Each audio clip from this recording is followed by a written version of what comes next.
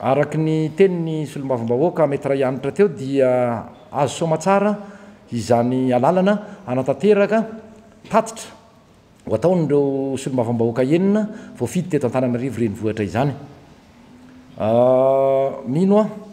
fa mandray izao tsika rehetra izay maniry araky ny fanetanana izay fanataonay a nandritry ny andro vitsivitsy maromaro izay koa tsy misy intsony ny tokony atahorana, tsy misy intsony ny tokony anananareo aya ny amin'ny hoe anaone ny sao de sanatria izay voasambotra eny satria zavatra tsy nahazo anazy, tsy izay intsony fa etsika nahazahoana alalana dikan'izay a de hiara asa amintsika mpitandro filaminana. Tsika koa ny manana mpitandro filaminana sivile izay apetratsika eny araky ny fampanantenana nametsika ny tompona andraikitra ara-panjakana hoe hotandrovintsika izany fa hifanampy amintsika mpitandro filaminana. Ary mino fa tsy isy koa ny sakatsakana sanatria tonytranga tamin'ireny fitsangatsanganana ireny fa mino a fa natoky atsika izy matona nome atsika lalana hoe ilaminy isika ary mitodika manokana amin'ireo sanatria manana sain-dratsy mieritreritra andoto a izany etsika ara-pilaminana kasaina atao rapitso zany a izay ho tanterahana rapitso fa tsy kasaina intsony a fa ho tanterahana rapitso eny amin'ny magro tanjombato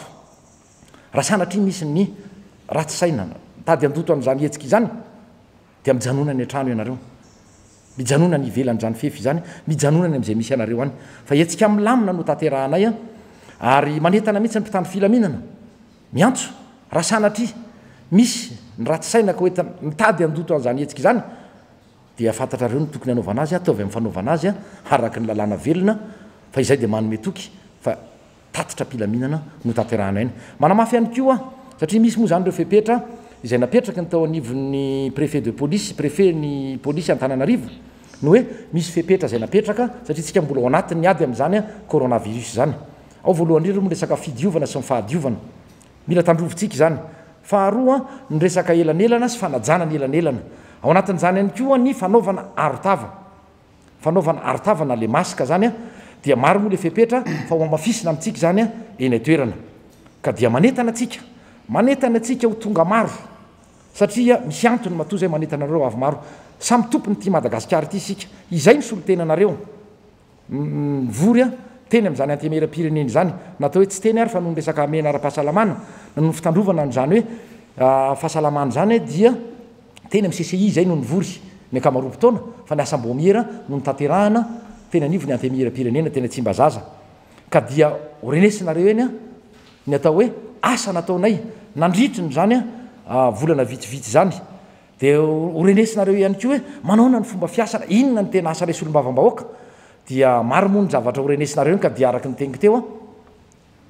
ho anareo ary izay ihany koa anisan'ny teniko maly tao anatin'ny fanetanana ny fandaharana zay niarana ny anao nanao hoe misy amintsika mety maniry na ny taranaka na ny zandry na ny zoky ary moa maninona any arina any a anao an'izany asana solombavambahoaka izany mila fantatrareo zany satria raha tsy mahalala an'izany ianareo dia ho tompotrano miono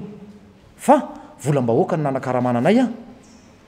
volam-bahoaka daholo na olom-boafidy izay na olom-boatendry